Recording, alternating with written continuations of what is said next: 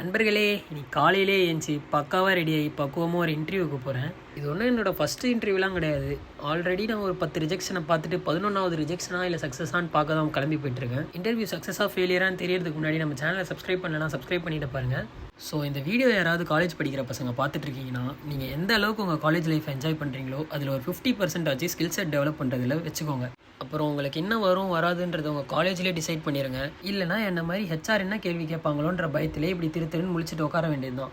அப்புறம் இன்னொரு விஷயம், நீங்கள் காலேஜ் படிக்கும்போது நீ ஆல் கிளியர் மட்டும் பண்ணிட்டு வாப்பா, நான் உனக்கு வேலை வாங்கி தரேன்னு சொல்கிறவங்க யாருமே உங்களுக்கு வேலைலாம் வாங்கி தர மாட்டாங்க.